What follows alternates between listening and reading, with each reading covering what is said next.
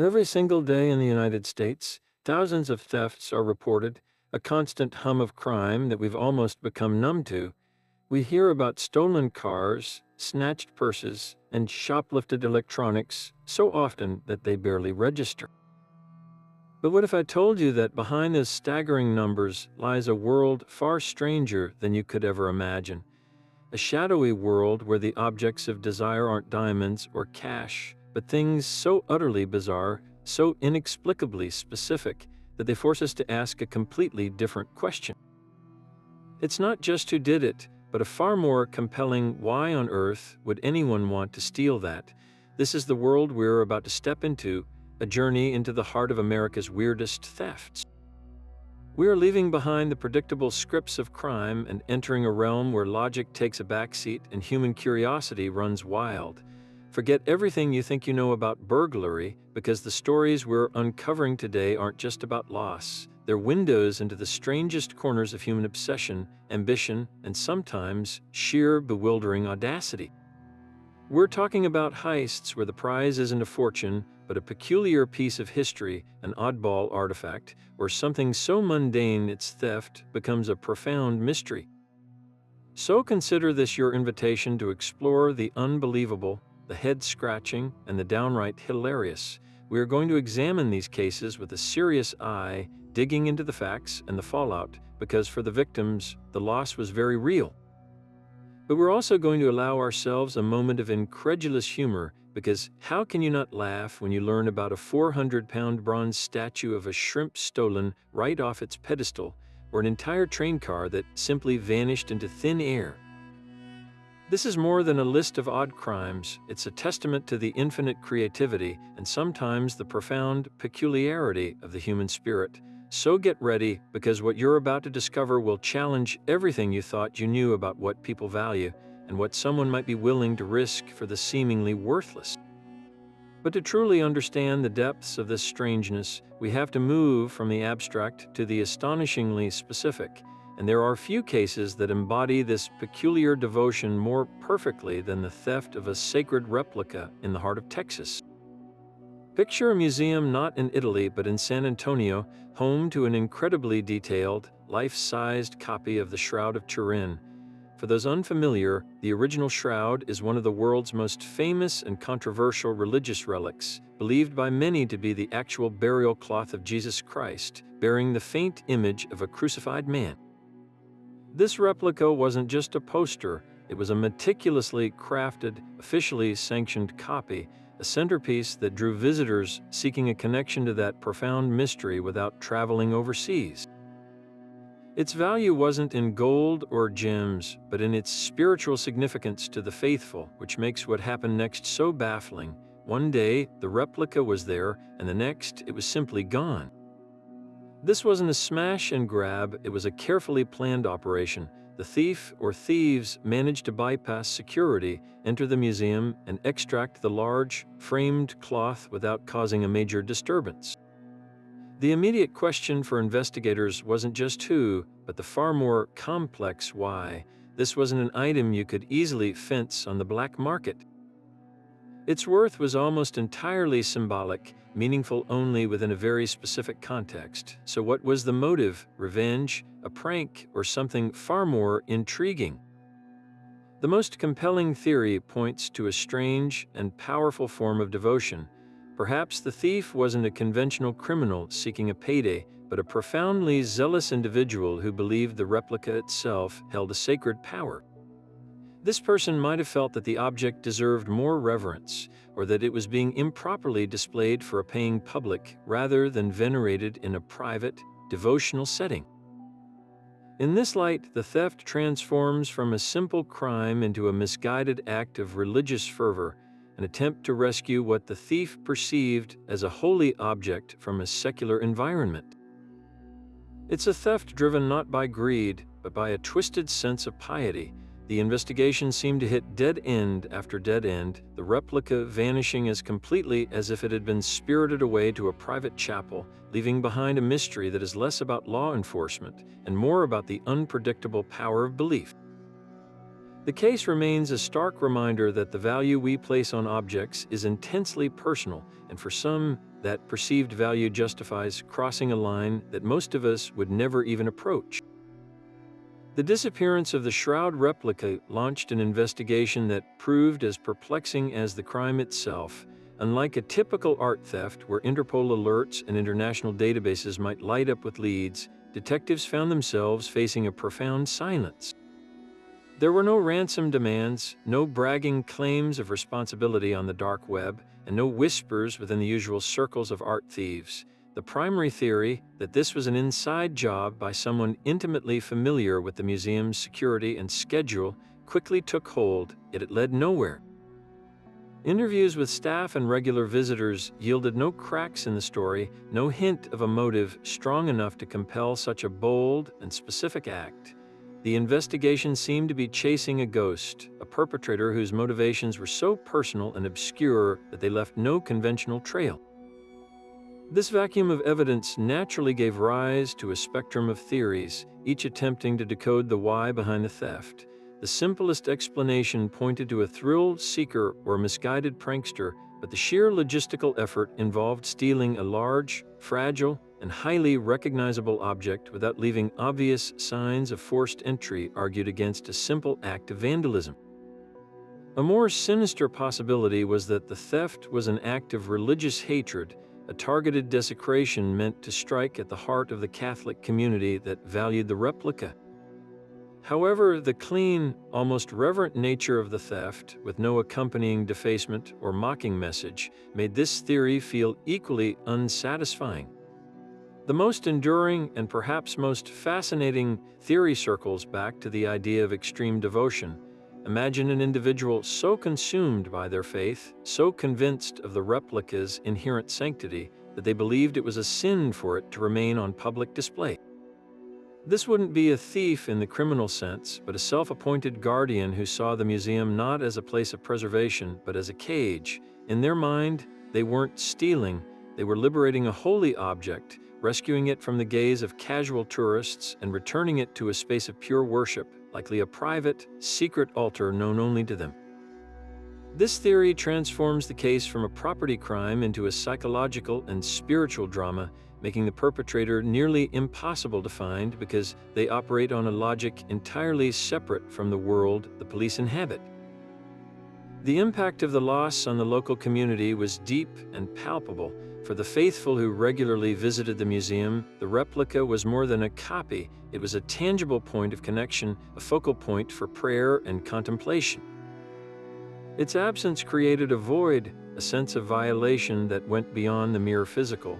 The museum itself was left with a conspicuous, empty space on its wall, a silent testament to a mystery that refused to be solved. The case slowly grew cold, not for a lack of effort, but because it existed at the confusing intersection of crime and faith, where standard investigative procedures met a motive that was, for all intents and purposes, invisible.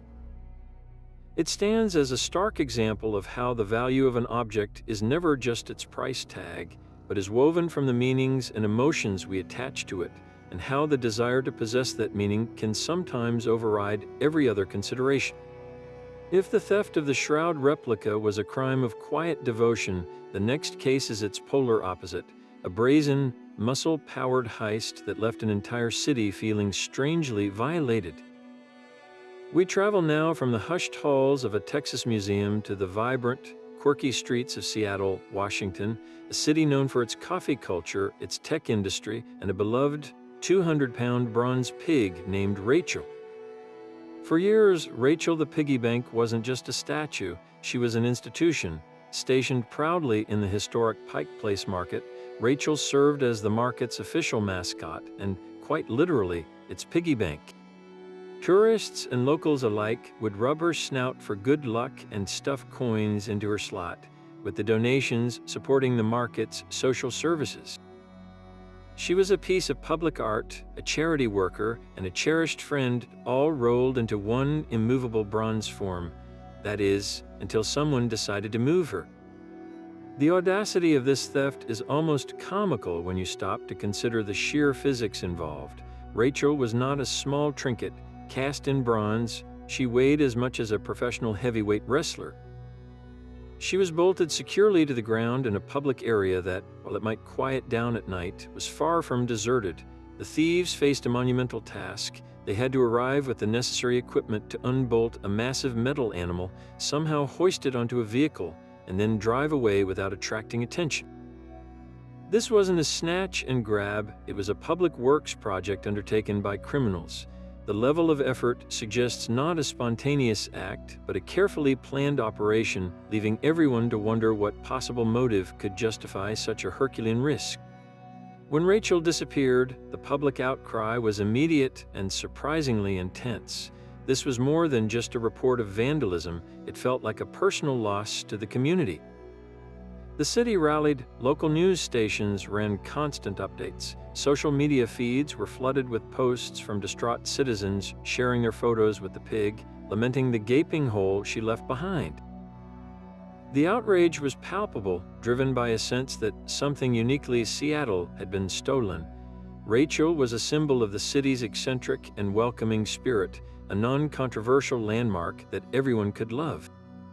Her theft wasn't just a property crime, it was an attack on the city's identity. The market felt emptier, the daily routine of tossing coins into her back felt broken, and the community was united in a single, baffled question: who would steal a pig? The investigation, fueled by this public pressure, took some bizarre turns. Tips flooded in, but the break finally came from a scrap metal yard located several miles away. An alert worker, perhaps aware of the city-wide manhunt for a bronze swine, noticed something unusual in a delivery and contacted the authorities. There, surrounded by discarded pipes and car parts, was Rachel. She had been found, but not unharmed.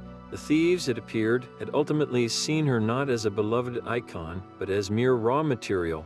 They had attempted to cut her apart, likely intending to sell the valuable bronze for scrap, a fate almost too grim to contemplate for a statue that had raised thousands of dollars for charity. The damage was significant, but repairable. The recovery of Rachel was met with city-wide celebration, but the mystery was only partially solved. While a suspect was eventually identified and charged, the full story of why this particular target was chosen remains shrouded in a fog of poor life choices and short-sighted greed. The case of the stolen pig stands as a perfect example of a thief completely misjudging the value of their prize. To the criminals, Rachel was just metal, its worth determined by weight and market price. To the city of Seattle, she was priceless. This disconnect highlights a fascinating theme that runs through so many of these weird thefts: the clash between an object's monetary value and its profound cultural and emotional significance. The thieves saw a pig, Seattle saw a piece of its soul. The city's response to the pig's disappearance was both immediate and overwhelming, a powerful testament to how deeply Rachel was woven into the fabric of Seattle's identity. This wasn't a quiet sadness, it was a public outcry. The story dominated local news cycles, not as a brief crime report, but as a leading feature, with reporters standing in front of the empty spot at Pike Place Market, a visual that felt like a missing tooth in the city's smile. Social media erupted. Residents and visitors alike shared thousands of photographs and personal stories, each post a small eulogy for a bronze animal that had become an unexpected friend. People recalled proposing near her, introducing their children to her, or simply the daily ritual of dropping spare change into her back. The theft ignited a collective sense of violation, a feeling that a shared piece of communal joy had been callously ripped away. The question wasn't just who did it, but it evolved into a more poignant, what does this say about us, that someone would take this symbol of our community. In the face of this loss, the city's character truly shone. Instead of succumbing to anger or despair, the community mobilized with a determination that was both practical and deeply heartfelt. A fundraising campaign was launched almost instantly, not just to repair the damage, but to make a statement. The goal was to create a new pig, to ensure that the tradition and the charity Rachel represented would continue no matter what. Donations poured in from every corner of the city and beyond, from schoolchildren emptying their own piggy banks to local businesses making significant contributions. The effort was about more than replacing a statue. It was an act of defiance, a way for the people of Seattle to reclaim their public space and reaffirm the values that Rachel embodied: whimsy, generosity, and a sense of belonging. The campaign was a resounding success, quickly surpassing its financial goals and proving that the spirit of the pig was far harder to steal than her physical form. Then, just as the community was moving forward with plans for a successor, the impossible happened. The original Rachel was found. The call came from a scrap metal yard several miles from the market. An alert employee, likely aware of the very public search, noticed a distinctive bronze form amidst a pile of more mundane junk and immediately contacted the police. The discovery was met with a mixture of elation and horror. Elation because a beloved icon had been recovered, horror because of the condition she was in. The thieves had not treated her as a civic treasure. They had attacked her with cutting tools, intent on carving her up into unrecognizable chunks of scrap bronze to be sold for a pitifully small amount of cash. The violence done to the statue felt personal, a brutal desecration of a city symbol, yet remarkably, the damage was repairable. The essential form of Rachel had survived the ordeal. Her return, however, solved one mystery while creating several deeper, more perplexing ones. How did a 200-pound bronze pig, the subject of a massive public manhunt, end up at a scrapyard without anyone along the chain noticing? The most likely explanation is that the thieves, realizing the intense heat their crime had generated, panicked. The statue was too hot to handle, too recognizable to ever be sold intact. Their original plan to profit from the scrap value became their only viable, if desperate, option, but getting caught trying to sell it was too great a risk, so they may have simply abandoned the evidence, leaving it for the scrapyard to process. A suspect was eventually identified and faced justice, but the full story of the theft, the precise motivations, the logistics of the operation, the chain of events between the theft and the discovery remains frustratingly incomplete. The case officially closed with Rachel's restoration and returned to her podium at Pike Place Market, where she stands today, her snows a little shinier from a fresh round of good luck rubs. But the episode leaves us with a lingering unease, a reminder that the things we hold most dear can be shockingly vulnerable to the careless avarice of others, and that sometimes, even when a stolen treasure is recovered, the mystery of why it was taken in the first place never truly gets answered. But if you thought stealing a 200-pound bronze pig required audacity, consider the sheer recklessness of our next case, which swaps heavy metal for living, breathing reptile. We journey now from the cool, misty air of Seattle to the humid, swampy heat of Florida, a state where the unexpected is almost expected. Here, in a restaurant whose exact location has become part of its legend, the lobby featured a unique living display, a tank containing a juvenile alligator. For patrons, it was a quirky, slightly thrilling welcome, a taste of the wild Florida just steps from the dinner table. For the staff, the gator was a resident, a creature cared for and contained. But for one individual, it was not an attraction to be observed, but a prize to be taken. The theft itself was a masterpiece of poor judgment. This was not a large, formidable adult alligator, but a juvenile, perhaps 2 or 3 feet long. Yet even a young gator is a powerful bundle of instinct, equipped with a mouthful of sharp teeth, a strong tail, and a survival drive honed over millions of years. The thief didn't simply smash the tank. Reports suggest they managed to somehow snatch the animal from its enclosure, likely during a busy shift or at closing time, tucking a struggling predator under a coat or into a bag. Imagine the scene, the sounds of a restaurant, clattering plates and conversation, masking the rustle of a crime in progress. The thief would have had to contend with a creature that is fundamentally wild, unpredictable, and dangerous, all while avoiding detection. The risk of being bitten was immense, but the risk of being caught with a stolen alligator seems not to have entered the calculation at all. This leads us directly to the most baffling part of the story, the motive. Why would anyone do this? The most common theory, and the one that makes a strange kind of sense, is the desire for an unconventional pet.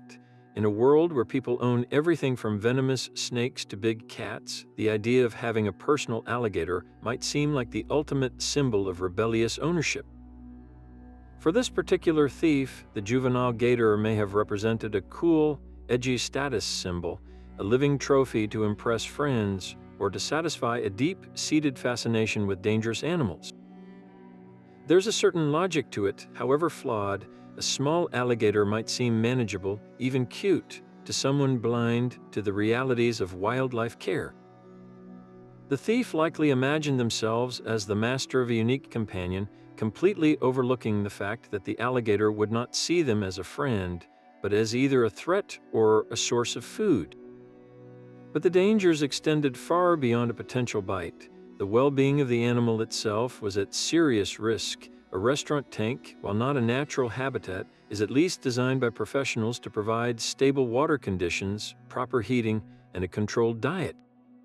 A sudden transition to a makeshift tub in a garage or a spare bathroom would be intensely stressful for the reptile. Without the correct water filtration, temperature gradients, and specific nutrition, the gator would quickly succumb to illness or injury. This theft wasn't just illegal, it was a potential death sentence for the animal, all driven by a romanticized and profoundly ignorant vision of pet ownership. Theft is always a violation, but when the stolen property is a living creature with complex needs, the crime takes on a particularly cruel dimension. The aftermath of the gator napping played out with a mix of urgency and sheer disbelief that characterizes so many of these bizarre cases. The restaurant staff, upon discovering the empty tank, immediately contacted the authorities, launching an investigation that must have felt like a scene from a surreal crime novel. Florida Fish and Wildlife Conservation Commission officers became involved, their expertise in handling dangerous animals now applied to a straight-up theft. The search was complicated by the very nature of the stolen goods. An alligator isn't like a television, you can't just check online resale sites. The trail was cold almost from the start, dependent on a lucky tip or a critical mistake by the thief. Fortunately, that mistake came, whether it was a pang of conscience, the dawning realization of the immense trouble they were in, or simply the inability to care for a growing, aggressive reptile, the thief, or someone who knew the thief, decided to return the animal. The details are hazy, but the juvenile alligator was eventually found abandoned, thankfully alive, in a location that allowed for its safe recovery. It was a bizarre and anticlimactic end to a deeply strange crime. The gator was returned to professional care, likely much wiser for its unscheduled adventure, and the perpetrator, while perhaps identified, faced charges that ranged from theft to illegal possession of a dangerous animal. The case of the stolen alligator serves as a perfect, if extreme, example of a theme we see again and again: the profound disconnect between desire and responsibility. The thief wanted the idea of the alligator, the power, the novelty, the statement it made, but had absolutely no understanding of or regard for the reality of the creature itself. This story is a cautionary tale about the lengths to which people will go to possess something unique, and a stark reminder that the most bizarre thefts are often born not from calculated greed, but from a messy combination of impulsivity, ego, and a fundamental failure to think through the consequences. The alligator, back in its tank, probably just went back to basking, unaware it had been at the center of a crime that proves truth is almost always stranger than fiction. But if you think the motive for stealing a living alligator is hard to grasp, prepare for a theft where the motive is crystal clear, audacious, and rooted in one of the purest forms of greed imaginable. We now travel from the swamps of Florida to the vast, strategic reserves of Quebec, Canada, for a crime that redefines the term liquid assets. This isn't a story about a quirky single item. This is the tale of a heist so massive, so meticulously planned, that it targeted a national treasure and operated with the precision of a corporate takeover. We're talking about the Great Canadian Maple Syrup Heist, a multi-million-dollar operation that proved this sweet, sticky commodity is far more valuable than most people could ever dream. To understand the sheer scale of this crime, you first have to appreciate the unique status of maple syrup in Canada, and specifically in Quebec. The province doesn't just produce most of the world's maple syrup, it manages its production with an iron fist through a federation that acts as a cartel. This group, the Federation of Quebec Maple Syrup Producers, stabilizes prices by controlling supply. In years when the harvest is abundant, surplus syrup is stored in vast, secure warehouses. This stockpile is known as the Global Strategic Maple Syrup Reserve, a name that sounds like something from a satirical movie, but is, in fact, a very real and very serious economic institution. The syrup in these warehouses isn't just breakfast condiments, it's maple gold, a commodity whose value is locked in and guaranteed. The reserve is essentially a bank vault filled with barrels of syrup, and in the early 2010s, that vault was held in a seemingly ordinary warehouse in St. Louis de Blandford. The heist itself was a masterpiece of patience and insider knowledge. This wasn't a noisy, overnight burglary. Instead, it was a quiet, gradual draining of the reserve that went on for nearly a year. The thieves didn't smash doors or disable alarms with high-tech gadgetry. Their method was deceptively simple. They had access. Investigators believe that insiders, likely individuals involved in the transport or storage of the syrup, were key to the operation. Their scheme was breathtakingly bold. They would simply arrive at the warehouse with trucks, present legitimate-looking paperwork, and load up barrels of syrup that were supposed to be safely inventoried. They then replaced the stolen full barrels with identical barrels filled with water so that a casual glance at the stacks would reveal nothing amiss. It was a slow-motion siphon, a drain on a national resource that went entirely unnoticed until a routine inventory check in the summer of 2012 revealed a horrifying discrepancy.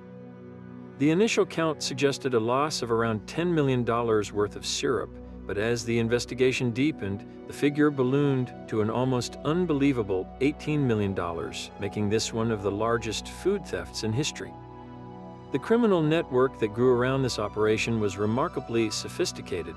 This wasn't a group of hobbyists. It was an organized ring with distributors, transporters, and buyers operating across provincial lines and even into the United States. The stolen syrup, bearing the official Federation stamps, was sold on a black market for maple syrup, undercutting the legitimate producers and funneling massive profits back to the thieves. The investigation, dubbed Operation Legend, was a massive undertaking involving the Royal Canadian Mounted Police and agencies from multiple regions. It was a painstaking process of tracking shipments, following money trails, and conducting surveillance on a product that flows rather than sits on a shelf. The breakthrough came when police executed a series of raids, not just in Quebec, but in New Brunswick, seizing thousands of barrels of syrup and making numerous arrests. The scale of the recovery was as staggering as the theft itself, with warehouses filled with the stolen goods, a tangible monument to the audacity of the crime. What makes the maple syrup heist so fascinating is its perfect blend of rustic charm and high-stakes financial crime. It's a story that could only happen in a place where an agricultural product is treated with the same seriousness as crude oil or gold bullion. The thieves weren't motivated by a strange obsession or a desire for a unique pet. They were driven by pure, unadulterated profit, exploiting a system they understood intimately. The case exposed a surprising vulnerability in a tightly controlled industry and revealed the existence of a thriving underground market for a product most of us drizzle on pancakes without a second thought. It stands as a towering example of how even the most wholesome, simple-seeming things can become the target of elaborate criminal enterprises when enough money is on the line, proving that for some, the sweetest taste of all is the flavor of a successful score. Uncovering the sheer scale of the missing syrup triggered an investigation of epic proportions, one that would stretch across borders and expose a criminal network with the sophistication of a multinational corporation. Dubbed Operation Legend by the Royal Canadian Mounted Police, the probe quickly realized this was no simple case of warehouse pilferage. The thieves had not just stolen syrup, they had hacked the entire supply chain. The first and most daunting task was simply figuring out where to start. With a warehouse containing thousands of identical barrels, how do you trace the path of a liquid that had been quietly siphoned away over many months? The breakthrough came from the most basic of police work, a meticulous barrel-by-barrel inventory. Investigators discovered that the thieves' method of replacing syrup with water was their undoing.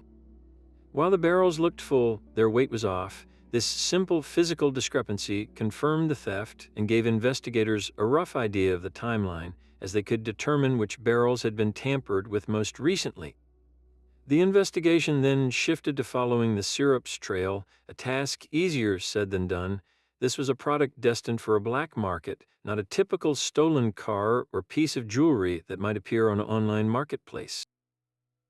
The RCMP, along with provincial police and the Federation's own security, began an intricate process of tracking trucking manifests, financial records, and warehouse access logs. They were looking for patterns, for anomalies, for any company or individual who was moving unusually large quantities of syrup without the proper Federation authorization. What they uncovered was a surprisingly elaborate operation. The theft ring was structured like a legitimate business, with distinct roles.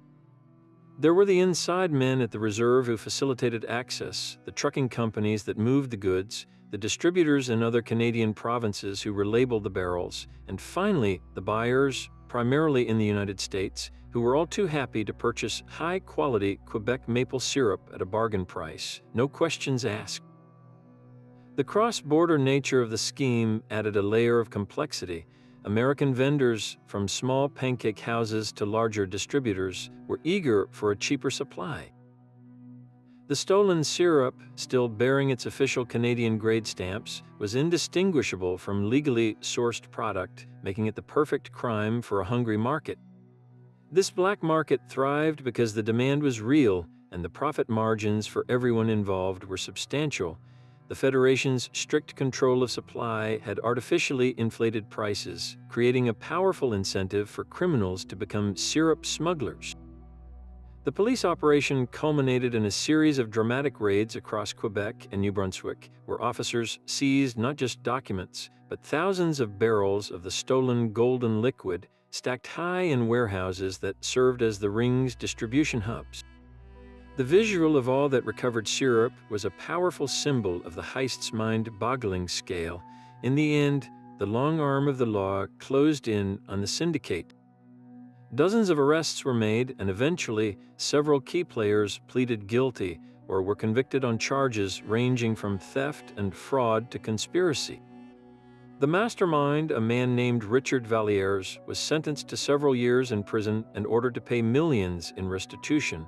The sentences sent a clear message that this was not a victimless crime or a humorous caper. It was a serious economic theft that undermined an entire industry. The Great Maple Syrup heist remains a stunning example of how organized crime can infiltrate the most unexpected sectors, turning a symbol of pastoral simplicity into a multi-million-dollar criminal enterprise. It proves that where there is a controlled market, there will be those willing to break the rules for a piece of the action, and that sometimes the most valuable loot isn't cash or jewels, but something far sweeter. And now we arrive at a theft that feels like it was pulled from a Hollywood screenplay itself, a crime targeting not just an object, but a piece of cinematic magic. If the maple syrup heist was a story of greed on an industrial scale, this next case is one of almost sacred iconography. We travel to the quiet town of Grand Rapids, Minnesota, the birthplace of Judy Garland, where a small museum dedicated to the legendary actress became the unlikely scene of a stunning burglary. The prize was one of the most recognizable artifacts in film history, an original pair of the ruby slippers worn by Dorothy Gale in the 1939 classic, The Wizard of Oz. These were not mere replicas. They were one of only a few known pairs to have survived production, each pair insured for a value soaring into the millions of dollars. Their worth, however, was almost entirely symbolic. They represented hope, home, and the power of belief for generations of viewers. The theft, when it occurred in August of 2005, was as brazen as it was simple. The slippers were displayed in a plexiglass case, a modest security measure for an artifact of such immense cultural weight. The museum itself was housed in a historic house, not a high-security fortress. On the night of the heist, a thief or thieves simply broke in, smashed the case, and vanished with the slippers into the darkness. The simplicity of the crime was its most baffling aspect. Everyone understood the slippers were priceless, but that was precisely the problem. How do you sell the ruby slippers? They are perhaps the most famous shoes in the world. Any attempt to put them on the black market would be like trying to auction off the Mona Lisa in a back alley. The item is too hot to handle, instantly recognizable to anyone who saw it. This left investigators and the public grappling with the same perplexing question that defined so many of these weird thefts. What was the end game? The investigation into the disappearance of the slippers quickly grew cold, becoming one of the most famous unsolved mysteries in the world of art and film crime. For years, the case seemed hopeless. The FBI pursued various leads, from obsessed collectors to potential ransom plots, but each trail evaporated. The slippers had simply vanished, as if they'd been spirited away to a land not unlike Oz itself. The lack of a clear motive was the central puzzle. An obsessed superfan might have stolen them for a private collection, but the act of never being able to show them to anyone would defeat the purpose of ownership. An extortion scheme against the insurer or the museum never materialized. The most sinister theory suggested the slippers might have been taken by a thief who intended to dismantle them, to sell the rubies, which were actually sequins, and the gems that adorned the bows individually, completely destroying their historic value for a relatively small amount of cash. This theory was almost too horrifying to entertain, the idea of a cultural treasure being broken down for spare parts. Then, more than a decade later, a breakthrough emerged from the most unexpected of places, an undercover FBI sting. In 2017, the Bureau received a tip from a person who claimed to have information about the slippers. This led to a complex, multi-year operation where an agent posed as a representative of a wealthy, unscrupulous collector interested in buying stolen goods. The FBI dangled a bait of hundreds of thousands of dollars, and slowly, patiently, they reeled in their target. The investigation revealed that the theft was not the work of an international art theft ring, but a more localized crime. In 2018, the FBI announced they had recovered the slippers in a sting operation in Minneapolis. The details were dramatic. The shoes were retrieved after the undercover agent negotiated a meeting, and the suspects were led to believe they were about to receive a massive payday. Instead, they walked into a trap, and the slippers were finally brought back into the light. The recovery was a moment of collective relief and celebration for film historians and fans around the world. Yet, the full story behind the theft remains shrouded in mystery even after recent developments. While several individuals have been indicted in connection with the crime, the precise motivations and the exact chain of events that led to the heist are still being untangled in court. The prevailing notion is that it was not a meticulously planned art heist, but rather a crime of opportunity that spiraled out of control. The thieves may have initially believed they could ransom the slippers, only to discover that the intense publicity and the iconic status of the shoes made them impossible to sell. For over a decade, they were likely hidden away, a ticking time bomb that the perpetrators didn't know how to defuse. The slippers' journey from a smashed display case to an FBI evidence locker is a story of cultural obsession, flawed criminal logic, and the enduring power of a symbol so strong that even thieves couldn't make it disappear forever. For 13 long years, the case of the stolen ruby slippers remained one of the most frustrating and high-profile cold cases in the annals of cultural property crime. The initial flurry of investigative activity, with FBI agents scouring for fingerprints and local police interviewing every known Oz memorabilia collector within 1,000 miles, quickly subsided into a deafening silence. The slippers had evaporated without a trace, leaving behind a void filled only with theories and a profound sense of loss. The investigation hit dead end after dead end. Tips would come in from around the world, a sighting in a pawn shop, a claim from a psychic, a boast from a prisoner, but each one led investigators down a rabbit hole that ultimately went nowhere. The central problem was the very thing that made the slippers so valuable, their fame. They were essentially unsellable. Any attempt to move them on the open market, or even on the shadowy black market for stolen art, would be like trying to fence the Liberty Bell. The slippers were a radioactive asset, and it seemed the thief had simply buried them, waiting for a heat that never died down. The FBI's art crime team, a specialized unit dedicated to recovering stolen cultural treasures, never officially closed the file. Agents would periodically revisit the case, hoping that a shift in the criminal underworld or a pang of conscience from an aging thief might finally crack it open. The prevailing theory began to solidify around the idea of a targeted extortion plot. Perhaps the thief hadn't stolen the slippers to keep them, but to use them as leverage. The plan might have been to quietly approach the insurer, the museum, or even a wealthy private collector and demand a ransom for their safe return, avoiding the public spectacle of an auction. But something went wrong.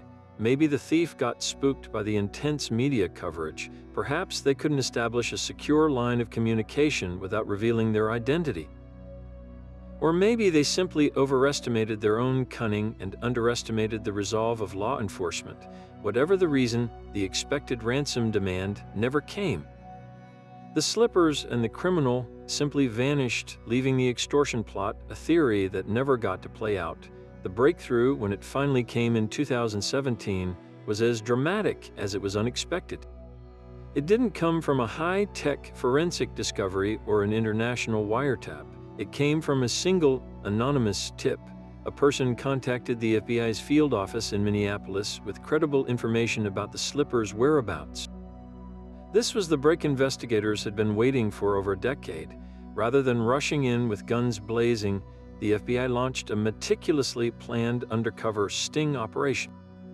An agent was tasked with posing as a wealthy, unscrupulous collector from a foreign country who specialized in acquiring stolen cultural artifacts, a figure who would not be deterred by something as trivial as provenance. The goal was to lure the individuals holding the slippers out of hiding by offering them what they had likely wanted all along, a huge, no questions asked cash payment. The undercover agent began a delicate dance, building trust with the suspects over many months. Posing as a middleman for the fictitious collector, the agent negotiated a price, conveying a sense of greedy excitement and a total disregard for the law. The suspects, who had been sitting on the hottest property in the world for 12 years with no way to monetize it, finally saw a path to a payday. They agreed to a meeting in Minneapolis in the summer of 2018. The stage was set. On the day of the exchange, FBI teams were positioned all around the location. The undercover agent waited, the promised cash, reportedly hundreds of thousands of dollars in hand. When the suspects arrived and presented the iconic shoes, the signal was given. FBI agents moved in, arresting the individuals and securing the slippers. The recovery was a moment of triumph, a victory for patient, methodical police work over the arrogance of crime. The slippers were carefully authenticated and found to be miraculously unharmed, a testament to the thieves' understanding that their value is intact only if they remained pristine.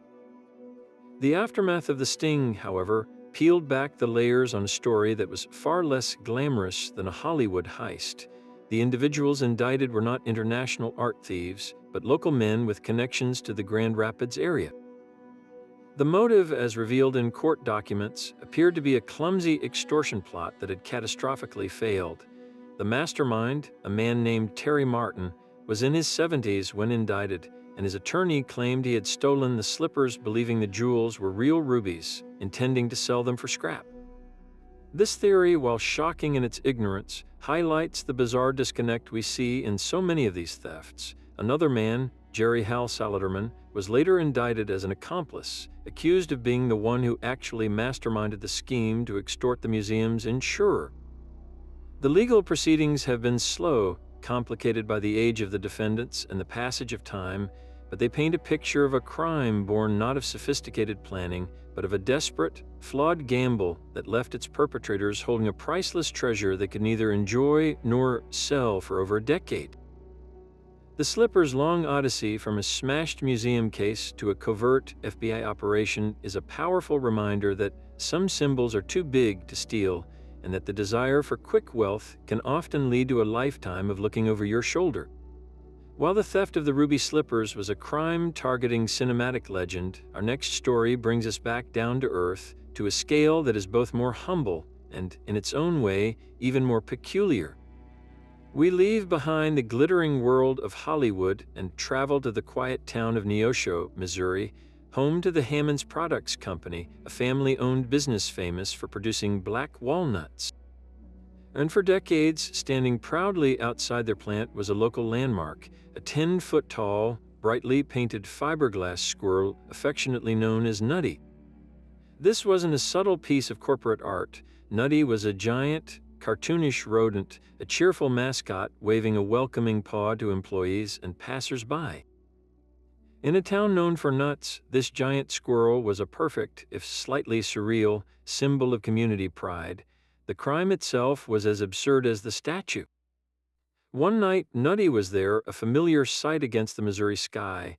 The next morning he was gone, vanished. The thieves hadn't just stolen a small ornament, they had managed to abscond with a 10-foot-tall fiberglass structure. The logistics are mind-boggling. This required planning, manpower, and a vehicle large enough to transport a squirrel the size of a giraffe. It was a heist that combined audacity with a strange kind of whimsy, as if the perpetrators were characters in a caper comedy. There were no signs of a struggle, no broken pieces left behind. It was a clean, professional-grade extraction executed on the most unprofessional of targets. The immediate question for the Newton County Sheriff's Office wasn't just who had the motive, but who had the truck. The town's reaction to Nutty's disappearance was immediate and surprisingly heartfelt. This was more than a simple case of vandalism, it felt like a kidnapping. The squirrel was a beloved eccentricity, a part of the town's identity. News spread quickly, and the community mobilized. The company offered a reward for Nutty's safe return, no questions asked. Social media lit up with posts from residents sharing memories and expressing their disbelief. How do you hide a 10-foot squirrel? Where does one even fence a stolen fiberglass mascot? The case captured the public's imagination precisely because it was so utterly pointless from a criminal standpoint. There was no black market for giant squirrels. The theft seemed to be an act of pure, unadulterated mischief, a prank on a monumental scale. For weeks, the mystery deepened. Tips came in but led nowhere. It seemed Nutty might be lost for good, destined to become a ghost story, a tall tale about the giant squirrel that disappeared. Then a break in the case came from an unexpected source, a confession. A local man, perhaps feeling the weight of the town's collective sadness or simply realizing the sheer impossibility of his situation, came forward. His motive was not malice or profit, but a late-night impulse fueled by alcohol and a misguided sense of humor. He and some friends had simply decided it would be funny to take the squirrel. The plan, such as it was, ended the moment they got Nutty back to a property. There he sat, a colossal, brightly colored secret in a backyard, a monument to a joke that had very quickly stopped being funny. Nutty was recovered, a little worse for wear but fundamentally intact. He was returned to the Hammond's plant amidst a small celebration, his restoration a victory for a sense of normalcy and community spirit. The perpetrator faced consequences, but the entire episode stands as a perfect example of a theft driven by the simplest and sometimes strangest of human impulses, the desire to do something memorable, something that breaks the monotony of everyday life, even if that something is stealing a 10-foot squirrel. It's a crime that had no real victim in the traditional sense, yet it left a town feeling violated, and it had no real reward, yet someone was willing to risk everything for it. In the end, the story of Nutty the squirrel is a testament to the fact that the weirdest thefts aren't always about priceless artifacts or strategic reserves. Sometimes they're about the inexplicable things we decide to love and the even more inexplicable reasons someone might have for taking them away. Yet even the saga of a stolen giant squirrel pales in comparison to a heist of truly monumental proportions, one that proves that for the truly ambitious thief, no object is too large or too permanently fixed to the earth.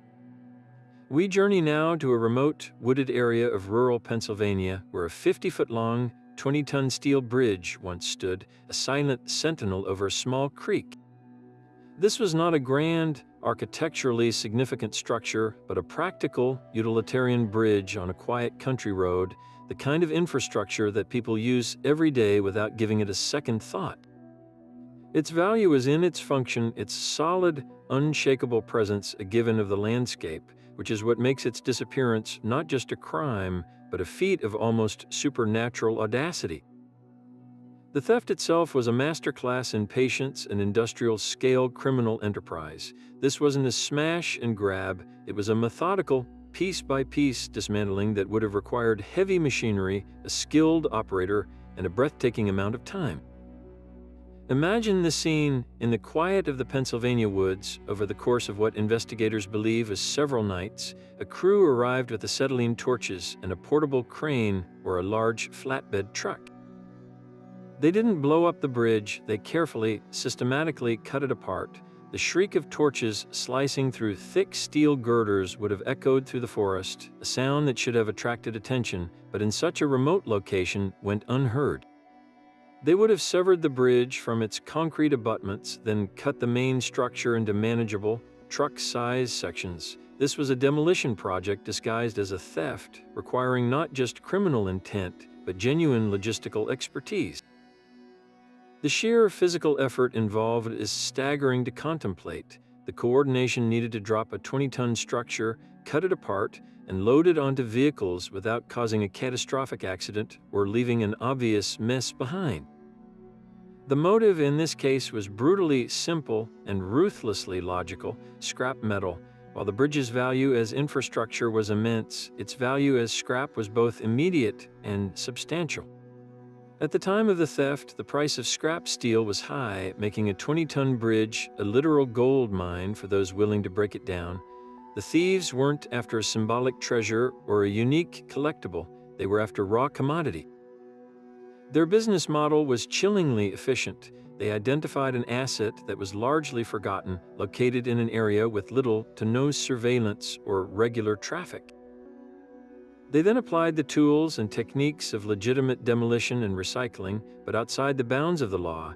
The stolen steel sections would have been driven directly to unscrupulous scrap yards, where they were weighed, crushed, and melted down for cash, effectively erasing all evidence of the crime within hours. The bridge wasn't just stolen, it was annihilated, its identity stripped away to become anonymous raw material in the global metals market. The discovery of the theft was as bizarre as the crime itself. It wasn't made by a police patrol, but by a confused local resident or a county maintenance worker who arrived to find not a bridge, but a gaping chasm over the creek. The initial reports must have been met with disbelief. How does an entire bridge vanish? The investigation that followed was a complex puzzle for local and state police. Unlike tracking a stolen car, there were no license plates to run, no serial numbers to check. The bridge itself was the evidence, and it was gone. The investigation focused on the scrap metal industry, with police canvassing yards across a multi-state region, looking for an operation that had recently processed an unusually large amount of structural steel. The challenge was immense, as the metal, once melted, is untraceable. The case highlighted a massive vulnerability in the system. The fact that critical public infrastructure could be so easily targeted and liquidated for a quick profit, a stark reminder that the hunger for resources can literally reshape the landscape, leaving communities not just violated, but physically disconnected. The motive behind the theft of the Pennsylvania Bridge, while seemingly straightforward, reveals a dark and surprisingly sophisticated underbelly to the scrap metal industry. This wasn't an act of vandalism or a bizarre prank, it was a calculated business decision. At its core, the crime was driven by simple economics, the price of scrap steel. When global demand for raw materials surges, the value of metal sitting in plain sight in the form of old cars, industrial equipment, and even public infrastructure becomes a powerful lure for criminals. A 50-foot steel bridge represents a massive, concentrated payload. Thieves with the equipment and know-how could, in a matter of nights, convert 20 tons of communal property into a small fortune in untraceable cash. The entire operation functioned like a perverse form of recycling, where the thieves acted as illegal demolition crews, bypassing permits, environmental regulations, and of course, the law, to harvest a resource that the community relied upon. Prosecuting such an audacious crime, however, presented a labyrinth of challenges for law enforcement. The most immediate obstacle was the sheer scale and speed of the evidence's destruction. Unlike a stolen painting that must be kept intact to retain its value, the bridge's value to the thieves was only realized by its disintegration. Once the steel girders were cut into pieces, driven to a scrapyard, weighed, and fed into a massive shredder or furnace, the primary evidence of the crime was literally melted into oblivion. There were no serial numbers to track, no distinctive markings to identify. The bridge became anonymous liquid metal, impossible to distinguish from any other legitimate scrap. This forced investigators to work backwards, focusing not on the object itself, but on the people and the paper trail. They had to identify which scrapyards in the region had the capacity to process such a large volume of structural steel without asking questions, and then painstakingly sift through weigh-in tickets and transaction records, looking for suspiciously large deliveries that coincided with the bridge's disappearance. Furthermore, the very nature of the crime blurred the lines between legitimate business and outright theft. The thieves weren't necessarily part of a traditional criminal organization. They could very well have been individuals or crews who also worked in construction, demolition, or scrap processing. This insider knowledge was their greatest asset. They knew how to dismantle a structure efficiently, and crucially, they knew which scrap yards operated with a don't ask, don't tell policy. For a scrapyard owner tempted by the prospect of a huge, no questions asked delivery of high-quality steel, the financial incentive to look the other way could be overwhelming. This created a web of complicity that was difficult to untangle.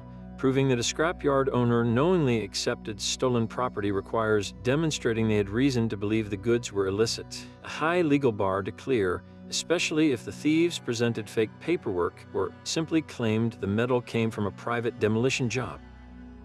The aftermath of such a theft extends far beyond the bizarre headline. For the local community, the loss was profoundly practical. A vital road was suddenly severed, disrupting daily commutes, emergency service routes, and the lives of residents who depended on that bridge. The financial burden of replacing a structure of that size falls squarely on the taxpayers, often costing hundreds of thousands or even millions of dollars, a sum that dwarfs the paltry scrap value the thieves received. The case of the stolen bridge serves as a stark, almost surreal warning about the vulnerability of our essential infrastructure.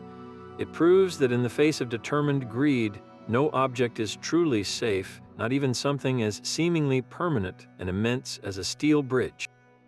It forces us to confront an unsettling reality that the systems we build to support our society can be dismantled and sold for parts by those who see the world not as a community to live in, but as a resource to be plundered. But if dismantling a 20-ton bridge required industrial-scale audacity, our next case involves a theft of similar brawn but profoundly different meaning, striking at the very heart of a community's spirit. We travel now from the remote woods of Pennsylvania to a small, tight-knit congregation in California, where a historic church stood as a pillar of the community for generations. And at the center of its identity, both physically and symbolically, was its bell, a 500-pound cast bronze behemoth that had called the faithful to worship for over a century. This wasn't just a piece of metal, it was the voice of the church, marking weddings, funerals, and Sunday services, its resonant toll echoing through the neighborhood and weaving itself into the memories of everyone who heard it. Its value is utterly irreplaceable, measured in history and shared experience, not dollars and cents. The logistics of the theft are almost as shocking as the act itself. This bell was not some small, portable artifact. Weighing a quarter of a ton, it was mounted high in the church's bell tower, a space not easily accessed. The thieves somehow managed to enter the property unnoticed, navigate to the tower, and then perform a feat of strength and engineering that boggles the mind. They would have needed heavy-duty equipment, likely a portable hoist, thick ropes, and perhaps even a pulley system, to carefully lower the massive bell from its perch without causing catastrophic damage to the structure or creating a deafening noise that would have alerted the entire town. This was a slow, deliberate, and physically demanding operation. The level of effort involved suggests a crew with a specific plan, raising the chilling question: why go to such extreme lengths for an object that is both instantly recognizable and nearly impossible to sell? The motive, once again, points to the cold, brutal logic of the scrap metal market. A 500-pound bronze bell, when melted down, represents a significant payday. Bronze is a valuable alloy, and to a scrap yard that doesn't ask questions, the bell was just so much raw material, its historic and spiritual significance meaningless. This disconnect is perhaps the most painful aspect of the crime. The thieves saw only a commodity, a weight on a scale. They were utterly blind to the fact that they weren't just stealing metal, they were stealing a community's heartbeat, silencing a voice that had comforted and gathered people for generations. The act was a violation that went far beyond the physical, leaving the congregation and the wider community not just with a loss, but with a profound sense of desecration. When the theft was discovered, the grief was palpable. The empty bell tower stood as a silent, painful monument to the loss. Parishioners shared stories of what the bell had meant to them, how its sound had marked the happiest and saddest days of their lives. The local police investigation quickly focused on the scrap metal trail, but as with the bridge, the chances of recovery were slim. Once the bell was cut apart and melted, it was gone forever. The church was left with the daunting task of replacing not just the physical object, but the symbolic center of its auditory landscape. The case remains a stark, sorrowful example of how the thirst for quick profit can erase irreplaceable history, proving that no object, no matter how sacred, is safe from being viewed through the cold, calculating lens of scrap value. While the theft of a church bell represents a profound spiritual violation, there are some crimes that venture even further into the realm of the unsettling, striking at our most fundamental cultural and biological taboos. This brings us to a case so macabre it feels like the plot of a horror film, yet it unfolded in the starkly lit, clinical environment of a medical university. In Ohio, an institution dedicated to the science of healing and the study of the human body became the scene of a bizarre and deeply disturbing burglary. The target was not expensive equipment or pharmaceutical drugs, but something far more primal, a collection of human skulls. These weren't artifacts from an archaeological dig. They were anatomical specimens used for decades to educate future doctors, each one a silent teacher of bone structure and physiology. Their value is purely educational, their presence a sobering reminder of the mortality that lies at the heart of all medical practice. The theft itself was executed with a chilling specificity. The perpetrator didn't ransack the entire laboratory or take anything else of apparent value. They went directly for the skulls, carefully removing them from their designated storage. This precision suggests the thief knew exactly what they were looking for and where to find it, pointing strongly to someone with inside knowledge of the university, perhaps a student, a former employee, or even a member of the cleaning or maintenance staff. The act of entering a secured area and deliberately selecting human remains speaks to a motivation that goes far beyond simple theft. This wasn't a crime of opportunity, it was a targeted acquisition, leaving behind an eerie silence where once a collection dedicated to understanding life through death had been maintained. Unraveling the why behind this crime leads us down several dark and fascinating paths. The most immediate and perhaps most sensational theory involves the macabre collector. There exists a shadowy underground market for human remains, catering to individuals with a morbid fascination for the unusual. For such a collector, obtaining a genuine human skull, especially several from a legitimate medical institution, would be the ultimate prize. These specimens represent an authenticity that replicas cannot match, serving as a centerpiece for a private collection shrouded in secrecy.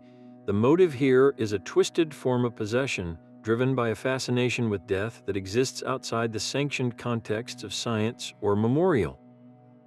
A second, more complex possibility revolves around the black market for medical and osteological specimens. While heavily regulated, there is demand for real human bones from artists, certain cultural practitioners, and even other educational institutions or collectors who may not ask for provenance. A thief with connections to this network could have seen the skulls not as objects of morbid curiosity, but as commodities to be sold to the highest bidder. This motive is colder, more transactional, but still requires a complete disregard for the ethical and legal boundaries that treat human remains with a baseline of respect. Perhaps the most psychologically intriguing motive is one rooted in a distorted academic or spiritual pursuit. The thief might have been an individual obsessed with anatomy or thanatology, the study of death, who felt a compulsive need to possess these specimens for private study or ritualistic purposes. This could stem from an autodidact's desire for knowledge outside the formal system, or from a personal belief system that attributes power or significance to human bones. In this scenario, the theft is an act of misguided reverence or intense personal obsession, a need to be close to the physical reality of death in a way that society normally forbids. Each of these motives, the macabre, the mercenary, and the mystical, paints a picture of a perpetrator operating on the fringes of conventional behavior, for whom human skulls are not sacred relics or scientific tools, but objects of desire. The ethical implications of this crime ripple out far beyond the initial act of burglary. For the medical university, the loss was a violation of a sacred trust. Anatomical donations are made with the explicit understanding that the remains will be used respectfully for educational purposes. A theft shatters that covenant, potentially causing deep distress to the families of donors had their identities been known. It transforms a place of learning into a crime scene and betrays the generosity of those who gave their bodies to science. The incident forced the institution to confront glaring security vulnerabilities and sparked difficult conversations about how to protect such sensitive materials while maintaining their educational utility. For the broader community, the theft touches on a universal unease about the treatment of the dead. Across cultures, there are deep-seated traditions and laws governing the handling of human remains, almost all of which are founded on principles of dignity and respect. A crime like this feels like a desecration, a violent intrusion into the final rest of individuals whose identities may be lost to time, but whose humanity remains intact. The investigation, while focused on finding the perpetrator, also became a quest to restore a sense of moral order, to return these silent teachers to their intended purpose and honor the pact between the living and the dead that makes medical advancement possible. The case stands as a grim reminder that the value of an object is never just monetary or even sentimental. Sometimes it is deeply ethical, rooted in a collective agreement about the respect we owe to each other, even in death. The theft of those medical skulls opens a door into one of the most unsettling and clandestine markets in the world, a trade that operates in the shadows where legality and morality blur into a troubling gray area. This isn't a market for typical stolen goods. It's a black market for anatomical specimens and historical human remains, a network fueled by a diverse and often surprising array of buyers. On one end of the spectrum, you have the serious, albeit often unaccredited, academic or medical collectors. These individuals might be amateur anatomists or professionals working outside formal institutions who believe that owning authentic specimens is essential for their private study or research. They operate under the guise of scientific pursuit, but their methods bypass the strict ethical protocols that govern legitimate institutions, where donated bodies are treated with reverence and used solely for approved educational purposes. Then there are the artists and creators who seek out human bones for their projects. For some, the allure is the raw, unfiltered symbolism of mortality that a real skull provides, something a plastic replica can never capture.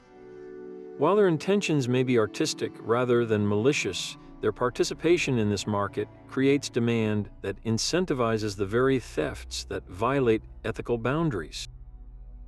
Perhaps the most well-known segment of buyers, however, is the community of collectors fascinated by the macabre and the unusual.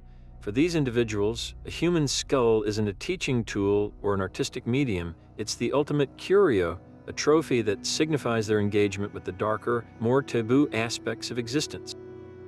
Their collections, often hidden from public view, are filled with what they term memento mori, reminders of death. But these artifacts are stripped from their original, respectful contexts and transformed into objects of private fascination. The legal landscape surrounding this trade is a complex and often contradictory patchwork. In the United States, laws governing the sale of human remains vary dramatically from state to state. There is no federal law that outright bans the sale of human bones, provided they are deemed antiquities or are very old. This legal loophole creates a massive gray market. A skull from a 19th century medical school dissection might be legally sellable in one state as an antique, while the same act could be a crime in another. This inconsistency makes prosecution incredibly difficult and allows online marketplaces and auction sites to become hubs for this trade, with sellers using carefully worded descriptions like vintage anatomical specimen or European medical model to navigate the legal ambiguities. Enforcement typically only occurs when there is clear evidence that the remains are modern or were stolen from a specific institution, as in the Ohio case. But for every skull that is recovered, countless others circulate freely, their origins obscured by time and deliberate obfuscation.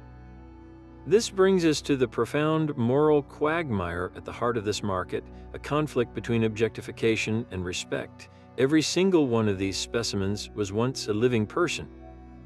They were individuals who may have donated their bodies to science with the noble intention of advancing knowledge, or they may be the unclaimed dead, whose remains were used by institutions under historical practices that would be considered unethical today. When these bones are stolen and sold, that sacred covenant is broken. The person is reduced to a commodity, their physical essence priced and bartered. This trade raises distressing questions about consent and dignity that extend far beyond the act of theft itself. Even if a skull is purchased legally under a narrow interpretation of antiquities law, the moral question remains: do we, as a society, ever have the right to buy and sell human remains, or does that act inherently cross a line that should never be crossed? The very existence of this market forces an uncomfortable confrontation with our own mortality and our cultural practices surrounding death. In many indigenous cultures around the world, the fight for the repatriation of ancestral remains from museums and universities is a central issue of justice and spiritual belief. The idea of human bones being items for private collection is seen as a profound desecration. The black market for anatomical specimens, though operating on a different scale, stems from a similar failure to recognize the humanity inherent in these remains. The theft from the Ohio University is not an isolated incident. It is a symptom of a broader failure to adequately protect and honor the dead within our systems. The case serves as a grim reminder that the value of an object is not always monetary. Sometimes, the most significant value is the respect we afford to the memory of a human life, a value that is irrevocably lost the moment a skull becomes a price tag in a shadowy and immoral trade. If the theft of human remains represents a violation of the sacred, our final story takes us to the polar opposite end of the spectrum, a crime of such brazen opulence and pointed symbolism that it feels less like a burglary and more like a performance art piece gone horribly wrong. We travel across the Atlantic to the hallowed halls of Blenheim Palace in England, the birthplace of Winston Churchill and an UNESCO World Heritage Site. In 2019, the palace was hosting an exhibition by the provocative Italian artist Maurizio Cattelan, and its centerpiece was a work of staggering audacity. The piece was titled America, and it was exactly what it sounded like: a fully functional, solid 18-karat gold toilet. This was not a small, decorative object. It was a life-sized, working commode weighing nearly 120 pounds and valued at over $5 million. Visitors to the exhibit were even encouraged to book appointments to use it, an act that transformed the ultimate symbol of luxury and excess into a shared, strangely democratic experience. The theft itself was as dramatic as the artwork it targeted. In the early hours of an autumn morning, a group of thieves broke into the palace. This was no simple smash and grab. Blenheim Palace is a fortress-like structure with significant security, yet the criminals managed to overcome these measures. Their method was brutally direct and incredibly messy. They are believed to have used at least 2 vehicles and forced their way into the palace, somehow locating the gold toilet, which was plumbed into a private bathroom. The most astonishing part of the heist was the physical act of removal. The toilet was bolted to the floor, connected to water lines. The thieves didn't carefully unscrew it. They ripped it from its moorings, causing significant flood damage to the historic wooden floors and walls of the 300-year-old palace as water poured from the severed pipes. The image is almost cartoonish in its violence, a gang of criminals, in the dead of night, straining to carry a massively heavy, solid gold toilet through a stately home, leaving a trail of destruction in their wake. The immediate question beyond who was a resounding why. The symbolic weight of this theft was immense and multi-layered. On one level, the motive could be seen as pure, simple greed. It was, after all, a gigantic lump of gold, but any competent criminal would know that melting down such a unique, famous artwork would be incredibly difficult. The gold itself, while valuable, would fetch a fraction of the artwork's insured value on the scrap market, and the act would attract immediate attention from law enforcement agencies worldwide. This leads to a more compelling theory that the theft was itself a form of political statement, an ironic hijacking of Catalan's own critique. The artist created America as a pointed satire on wealth inequality and the excessive opulence of the 1%.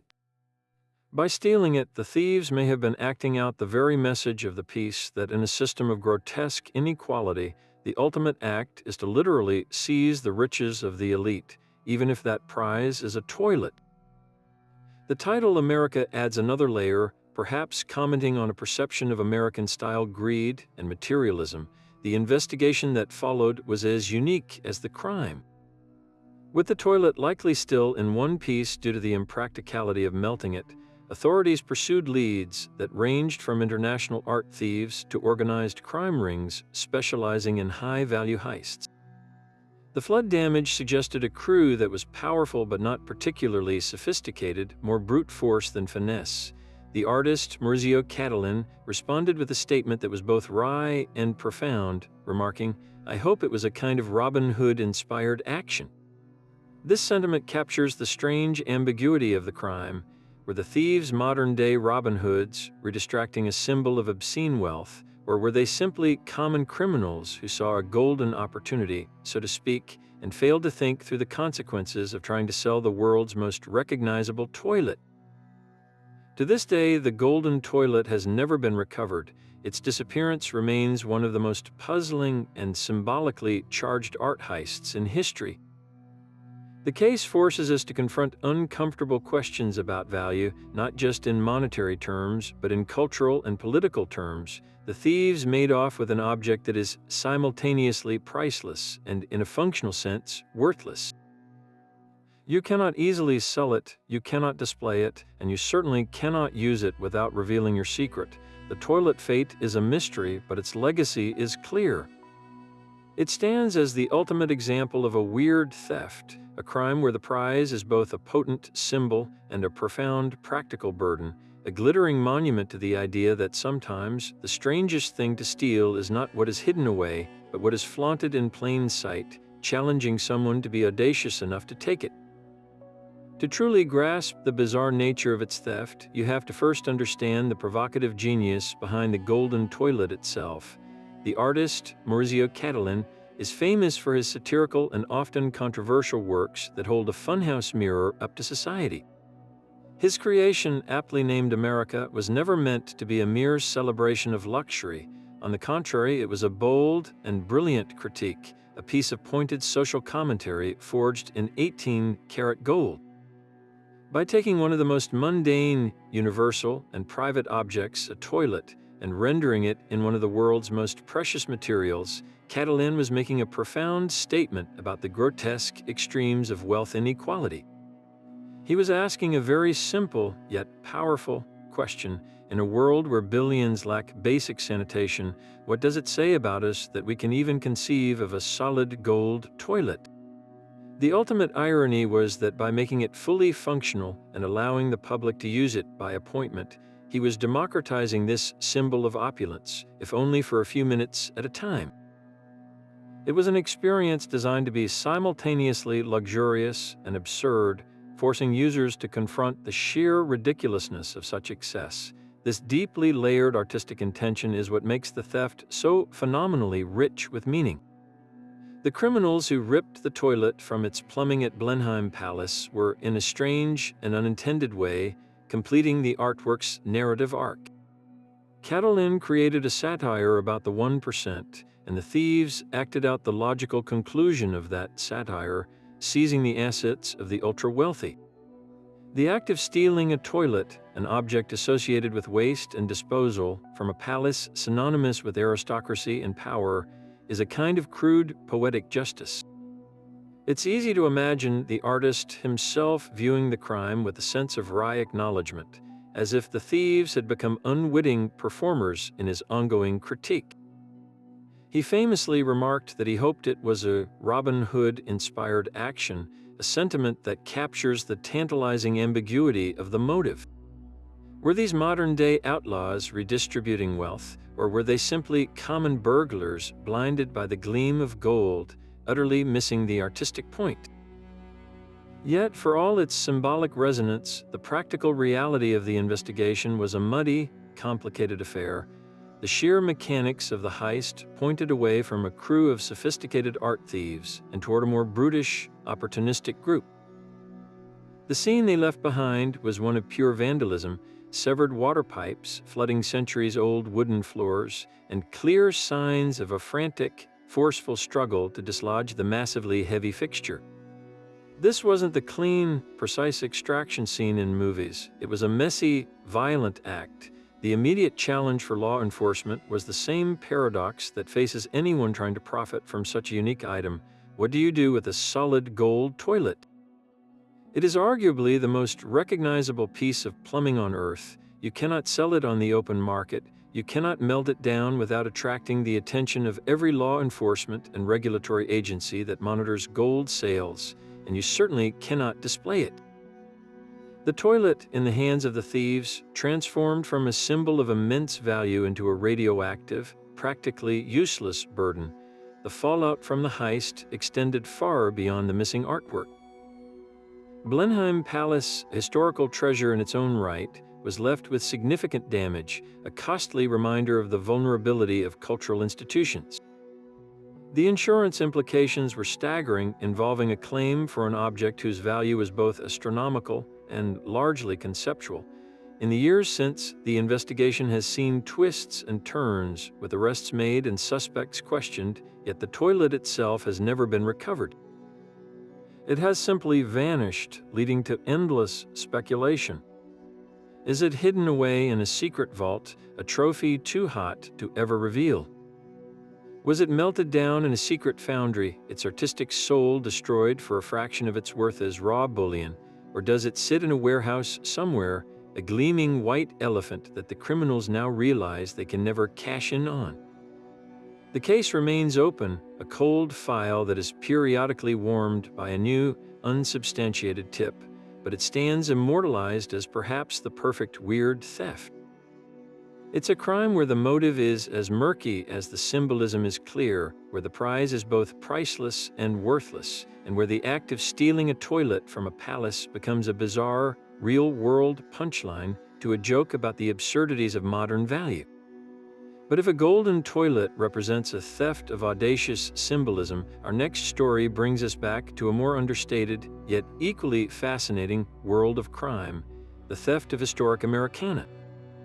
We travel now to the town of Fitchburg, Massachusetts, where, perched high atop the steeple of a historic church for over a century, was a truly unique piece of folk art.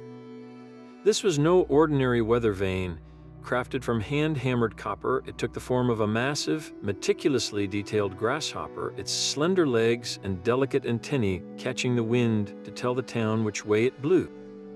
This wasn't a mass-produced item, it was a one-of-a-kind creation, a whimsical and artistic signature on the town's skyline, valued not for its metal content, but for its history, its craftsmanship, and its sheer character.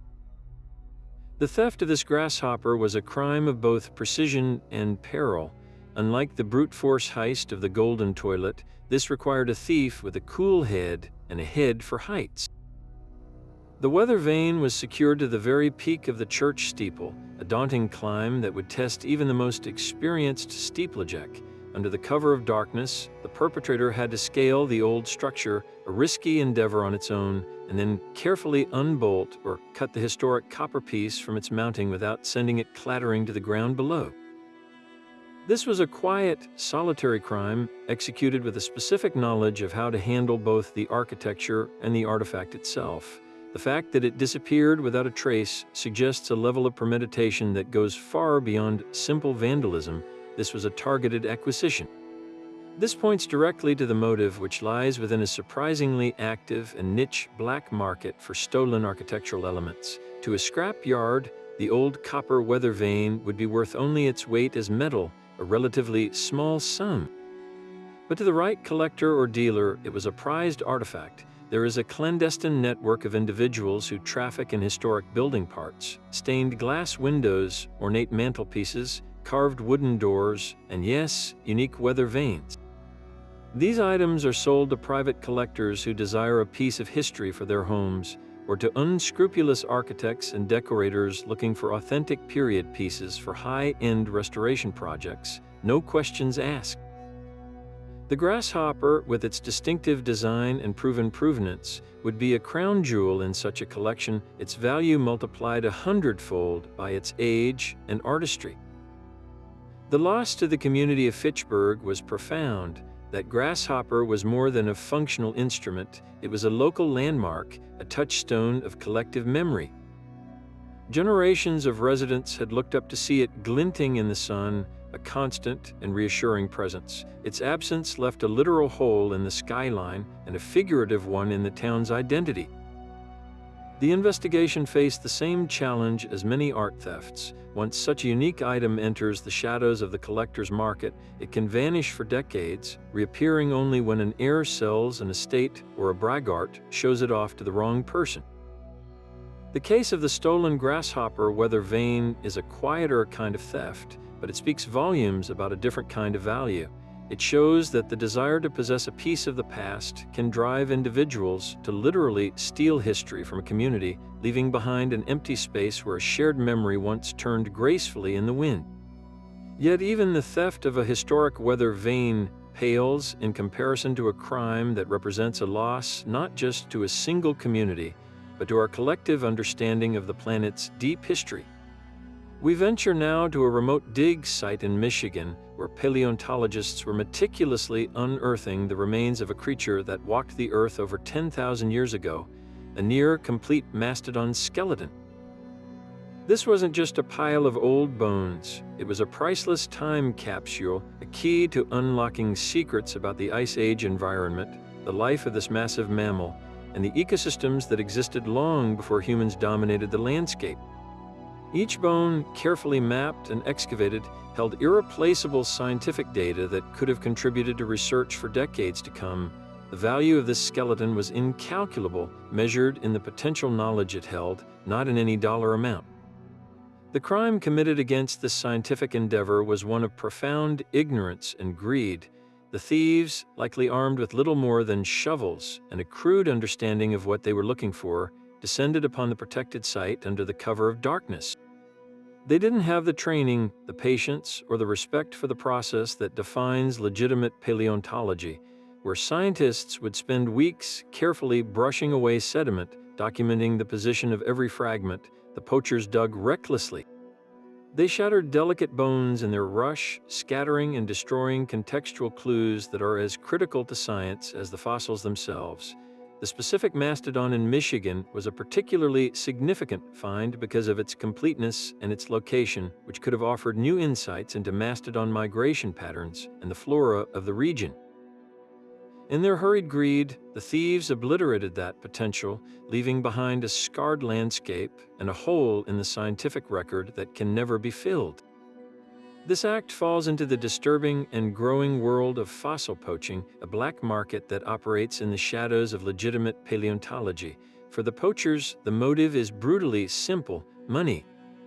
A large, impressive mastodon femur or a perfect tooth can fetch thousands of dollars from private collectors who covet these ancient relics as trophies for their living rooms, with little regard for their scientific significance.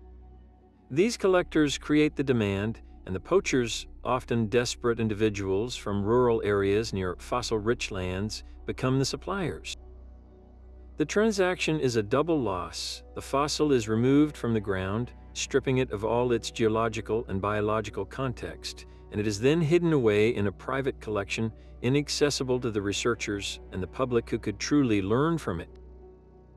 This black market is fueled by a fundamental disconnect: the view of a fossil as a mere curiosity or a decorative object, rather than as a critical piece of a vast, global puzzle. The damage done by this theft extends far beyond the loss of a single skeleton. Fossil poaching actively harms the entire field of paleontology. Every time a significant site is looted, it sets back research by years, sometimes forever. The context of a fossil, the sediment it was found in, the position it lay in, the other plant and animal fossils surrounding it, is what allows scientists to accurately date the specimen and reconstruct its environment. A bone in a collector's cabinet is just a bone. A bone excavated by a scientist is a data point that can help explain climate change, extinction events, and the history of life on Earth. Furthermore, the reckless methods of poachers often destroy the sites for future, legitimate excavation. They leave a mess that makes it impossible for professional paleontologists to later piece together what happened, effectively erasing entire chapters of prehistory. The fight against fossil poaching is an ongoing battle, one that pits underfunded government agencies and dedicated academics against a lucrative illegal trade. Laws protecting fossil resources on public land are often weak or difficult to enforce across vast, remote areas. Paleontologists have become de facto guardians, sometimes camping at dig sites to protect them overnight or quietly keeping the locations of major finds a secret until they can be fully secured.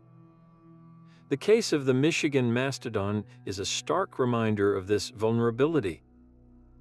It underscores that the weirdest thefts are not always about objects with obvious monetary or sentimental value. Sometimes they are about the theft of knowledge itself, a crime where the true victim is our shared understanding of the world we inherited, an understanding that is fractured every time a 10,000-year-old voice is stolen from the ground and silenced forever. Imagine dedicating your life to a single patch of earth, carefully brushing away sediment grain by grain for months, even years, to reveal the intact skeleton of a creature that hasn't walked the planet for 10,000 years.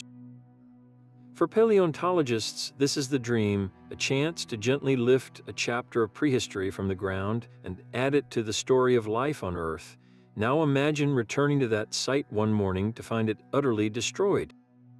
The ground is scarred with rough, deep holes. Fragments of priceless bone are scattered like trash, and the centerpiece of the dig, a massive mastodon skull or a perfect tusk, is simply gone. This isn't a scene from a movie. It's the reality of fossil poaching, a devastating crime that erases scientific knowledge for the sake of a private trophy. The theft of a mastodon skeleton in Michigan represents one of the most profound and heartbreaking categories of weird theft, because the victim isn't just a museum or a community, it's our collective understanding of the past. To grasp the full damage of fossil poaching, you have to understand that a fossil's true value isn't in the bone itself, but in its context. When a professional paleontologist uncovers a mastodon, the excavation is a meticulous scientific ceremony. Every bone's exact position is photographed, measured, and mapped. The surrounding sediment is sampled to determine the climate and environment of the time. Even the tiniest fragments of pollen or other animal teeth nearby are collected, as they can reveal what the mastodon ate and what other creatures shared its world. This contextual data is what transforms an old bone into a scientific treasure. A mastodon femur in a display case is a curiosity. That same femur, carefully excavated with its full context, is a data point that can help scientists understand extinction events, climate change, and the very history of North America. Poachers, with their crude shovels and hasty digging, destroy this context forever. They treat a dig site like a quarry, smashing through layers of geological history to grab the most impressive-looking pieces, leaving the rest as wreckage. In their wake, they don't just take bones, they burn the book of knowledge, leaving behind only a few scattered, unreadable pages. This destruction fuels a surprisingly robust and shadowy black market. The demand comes from a range of buyers, from wealthy private collectors who desire a unique conversation piece for their mansion to less scrupulous commercial dealers who may sell fossils to interior designers, or even to small, unaccredited museums. For these buyers, a large, dramatic mastodon skull is the ultimate status symbol, a testament to their wealth and exotic taste. They operate on a simple, flawed logic: possession equals ownership. They rarely consider that the fossil they're buying was ripped from public land or stolen from the careful hands of science. The poachers who supply this market are often individuals living near fossil-rich areas, seeing the bones not as sacred scientific relics, but as a resource to be mined for quick cash. The financial incentive can be powerful. A single large mastodon tooth can sell for hundreds of dollars, while a complete tusk can command thousands. This creates a perfect storm of desperation and demand, where the potential for profit outweighs the ethical and legal consequences. The fight against this illicit trade is a constant, uphill battle for paleontologists and law enforcement. Agencies like the Bureau of Land Management have special agents dedicated to investigating fossil theft, but they are often responsible for vast, remote territories that are impossible to patrol effectively. Paleontologists themselves have become frontline defenders, taking extraordinary measures to protect their sites. They might use GPS technology to monitor remote areas, or they'll deliberately keep the locations of significant finds a secret until they can be fully excavated. Some have even been known to camp out at dig sites for weeks on end, acting as guardians against the very real threat of poachers who operate under the cover of darkness. The legal tools to combat this are also complex. While the Paleontological Resources Preservation Act provides some federal protection for fossils on public land, penalties can be weak, and prosecution is difficult, especially when a fossil has already been sold and hidden away in a private collection thousands of miles from where it was stolen. The case of the Michigan mastodon is a stark microcosm of this global problem. When that skeleton was looted, it wasn't just a specimen that was lost. It was a unique opportunity to learn about the life and death of that particular animal, the ecosystem it inhabited, and the environmental shifts that led to the end of the Ice Age giants. That specific mastodon could have held clues that would have kept researchers busy for a generation. Instead, its bones are likely dispersed, perhaps sitting on a millionaire's mantelpiece or stored in a warehouse, their scientific value utterly extinguished. This theft, like the others we've explored, forces us to confront a strange disconnect in human desire. It shows that the drive to possess something rare and ancient can be so powerful that it overrides our responsibility to preserve it for everyone. A fossil is a non-renewable resource. Once its context is destroyed, that chapter of Earth's history is closed forever, a quiet theft of knowledge that leaves us all unknowingly poorer. But if the theft of ancient bones feels like a crime against deep time, our next story brings us back to the present, to a loss that was deeply personal, whimsical, and cultivated with years of tender care. Imagine a quiet, leafy street in Connecticut where behind a garden fence stood a truly remarkable sight, a 15-foot-tall Tyrannosaurus rex, not made of bone or bronze, but of living, breathing greenery. This was no plastic lawn ornament. It was a masterfully created topiary, a living sculpture that had been painstakingly nurtured and pruned over many years into the unmistakable form of the most famous predator to ever walk the earth. For the homeowner who created it, this dinosaur was a labor of love, a unique piece of art that brought joy to the entire neighborhood, a gentle giant guarding the petunias and the azaleas. The theft of this topiary was a crime that required a bizarre combination of patience and brute force. Unlike stealing a statue, you cannot simply pick up a 15-foot tall shrub and walk away. This was a complex operation. The thieves would have needed heavy-duty tools, likely large shears or even a small chainsaw, to sever the main trunk and branches that formed the dinosaur's core structure. They would have needed a large vehicle, perhaps a truck or a trailer, to haul away a mass of foliage that size, and they would have had to do it all quickly and quietly in the dead of night without alerting the homeowners or the neighbors. The sheer logistics suggest a team effort, a group of individuals dedicated to the strange task of plant napping a prehistoric monster from a suburban garden. The scene they left behind was one of pure devastation, a gaping hole in the landscape where a vibrant, living creature had once stood, surrounded by a scatter of clipped leaves and severed branches.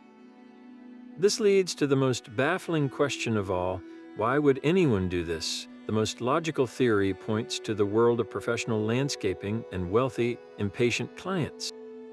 A mature, elaborate topiary of this scale and quality represents thousands of hours of work.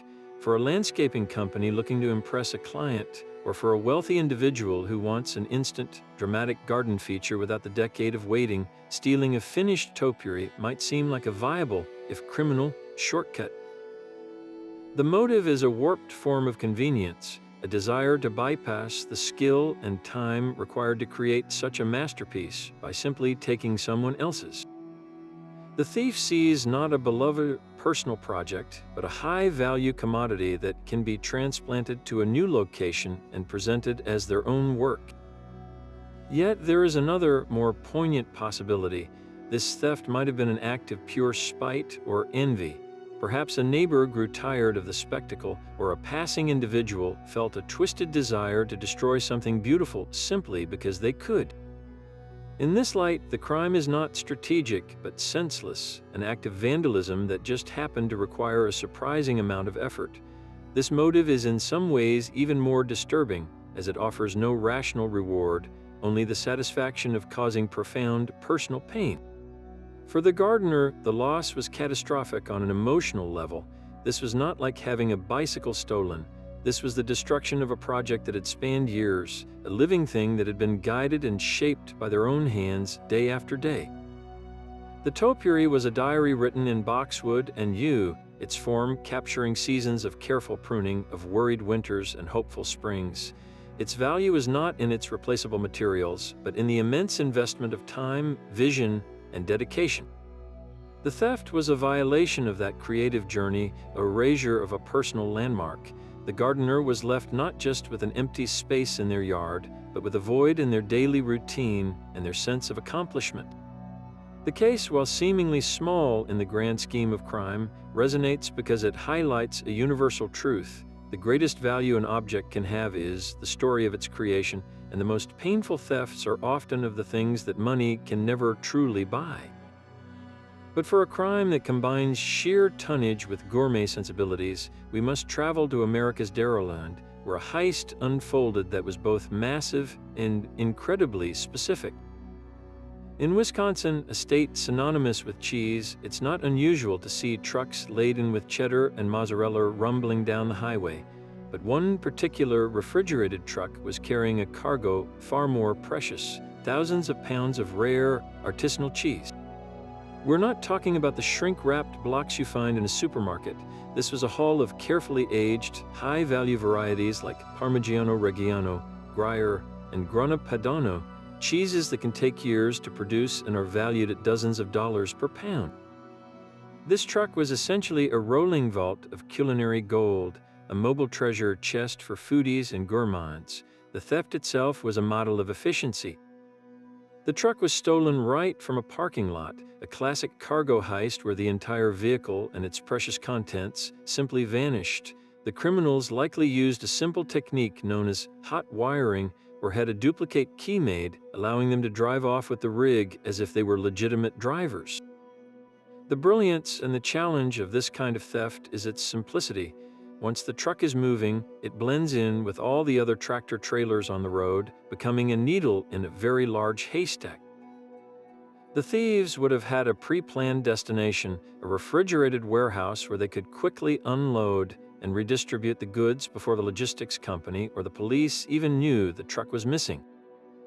This was a professional operation requiring inside knowledge of shipping schedules and the location of high-value loads.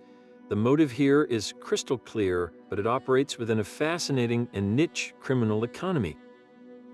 This cheese wasn't stolen to be sold on a street corner. It was destined for a sophisticated gourmet black market.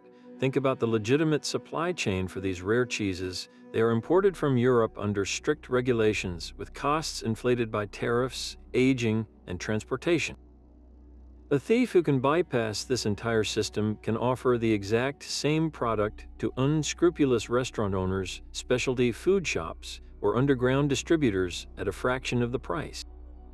For a high-end Italian restaurant, being able to buy 100 pounds of authentic, stolen Parmigiano Reggiano for half the cost is an irresistible temptation, a chance to dramatically increase their profit margins.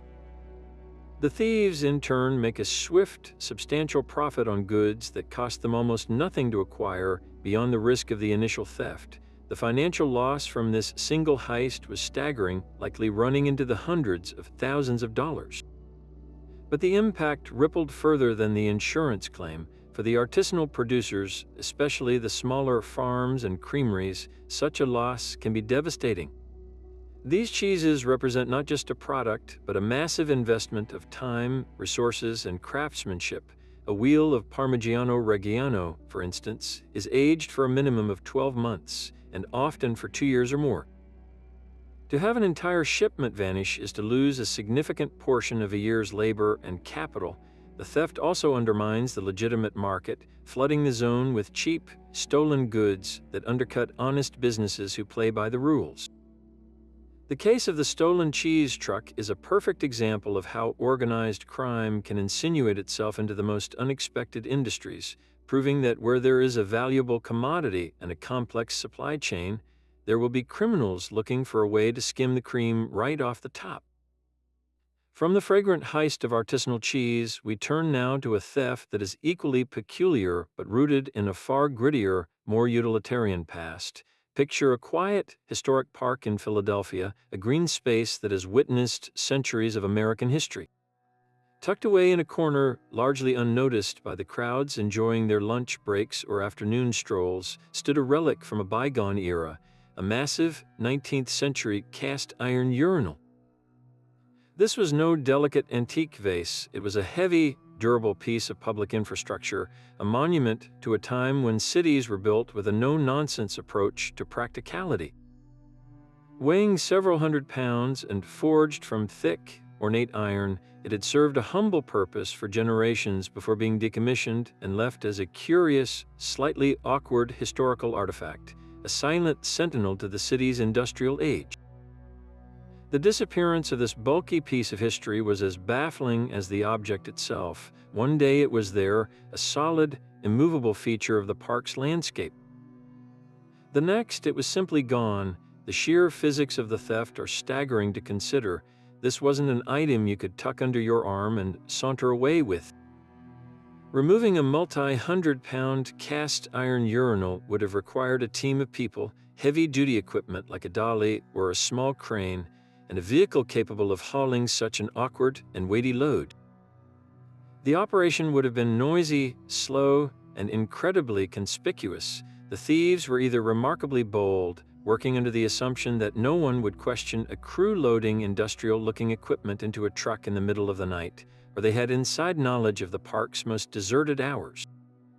So why would anyone go to such extreme lengths? The immediate and most likely theory points directly to the scrap metal market, a motive we've seen before, but one that takes on a particularly absurd character here.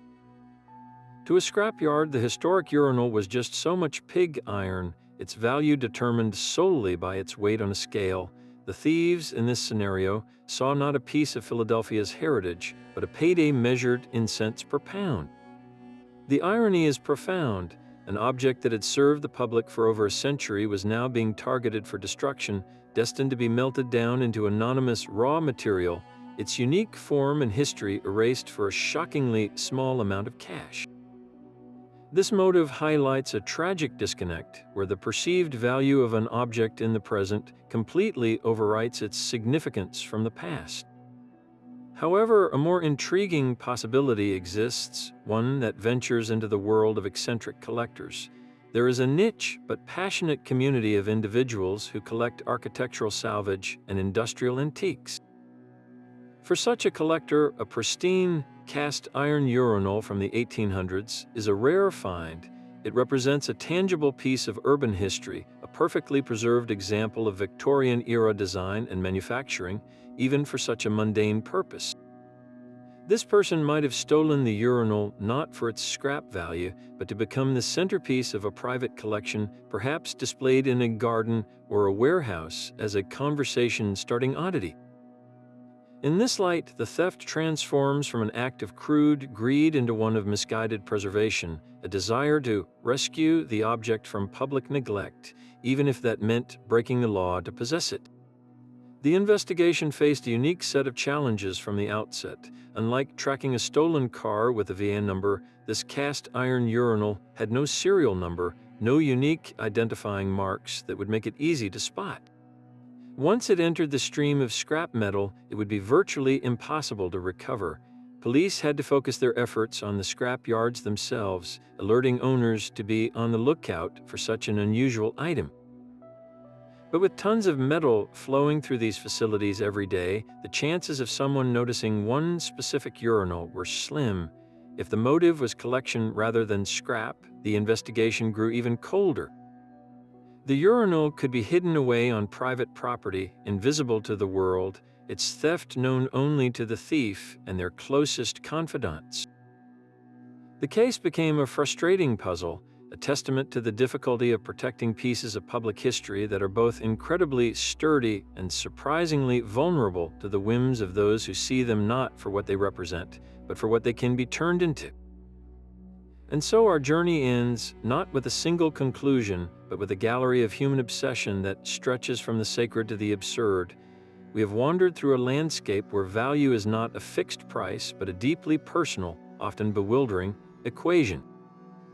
From a shroud revered as holy to a toilet cast in gold as a satire on wealth, from $1 million of syrup siphoned from a strategic reserve to a 10-foot squirrel kidnapped from a nut factory, each story is a testament to the fact that the most powerful motives aren't always greed or need, but a tangled web of desire, devotion, and sometimes sheer delusion.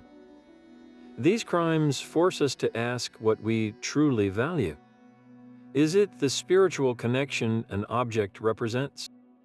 The cultural identity it embodies, like a city's bronze pig, the scientific knowledge locked within ancient bones, or is it simply the thrill of possessing something so unique that the act of taking it becomes its own reward? What these incredible stories reveal is a fundamental truth about human nature. The line between collector and criminal, between devotion and delusion, can be razor thin. The thief who stole the Shroud replica saw themselves not as a criminal, but as a rescuer. The crew that dismantled a Pennsylvania bridge saw not community infrastructure, but a pile of lucrative scrap. The fossil poacher sees a priceless scientific specimen as a mere trophy for a private shelf. In every case, there is a profound disconnect between the thief's perception of an object's worth and the value assigned to it by society, by history, or by a community's heart. This chasm is where the weirdest thefts are born, in the space where personal obsession drowns out collective reason. These aren't just footnotes in police blotters, they are windows into the strangest corners of the human psyche. They show us that the drive to possess, to own, to control something, anything, can be so powerful that it overrides all logic, all risk, and all consequence. It is a reminder that the world is filled with hidden meanings, and that the objects we often overlook, from a church bell to a living topiary, can hold a significance so profound that someone would risk everything to make it their own. The sheer diversity of these targets proves that there is no limit to human peculiarity. For every person who dreams of stealing diamonds, there is another plotting to steal a mastodon bone, a gold toilet, or a historic urinal, each driven by a story that is uniquely, bafflingly their own. But this gallery of the strange is far from complete. For every high-profile heist we've uncovered, there are undoubtedly thousands of other bizarre thefts that never make the national news. The world is full of local legends and oddball crimes: the stolen garden gnome that becomes a town's mascot, the missing landmark from a local park, the inexplicable disappearance of something so mundane its theft becomes a community mystery. So now we turn to you. What are the weirdest thefts from your corner of the world? Have you heard a story about a stolen statue, a peculiar artifact, or something so strangely specific it left everyone scratching their heads? Share your own tales of local larceny in the comments below. Let's continue to uncover the wonderfully weird ways people demonstrate that when it comes to what we value, the possibilities are truly, endlessly astonishing.